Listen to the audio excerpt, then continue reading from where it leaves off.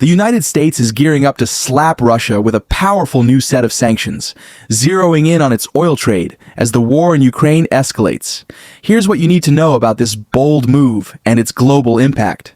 U.S. Treasury Secretary Scott Bessent announced that a substantial package of sanctions against Russia is on the horizon, set to be unveiled either later today or early tomorrow. While details remain under wraps, these measures are expected to target not just Russia, but also countries buying its oil, a critical source of revenue for the Kremlin. This comes as U.S. lawmakers push for a vote on a bill to enforce these tough penalties, signaling a united front to squeeze Russia's economy. The sanctions announcement follows a deadly wave of Russian drone and missile strikes in Ukraine, killing at least 7 people, including 2 children.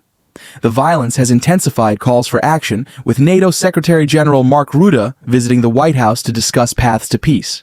Rutte praised U.S. leadership, suggesting President Donald Trump could be key to resolving the conflict. However, plans for a Trump-Putin meeting in Budapest have been shelved, leaving diplomacy in flux.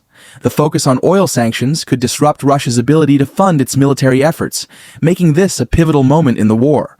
Why oil?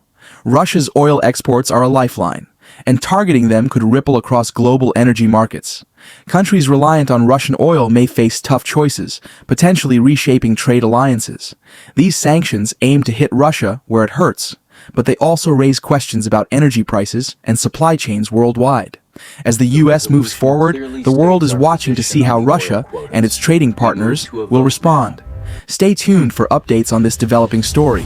Download the BBC News app or follow at BBC Breaking on X for the latest alerts. What do you think about these sanctions? Let us know in the comments.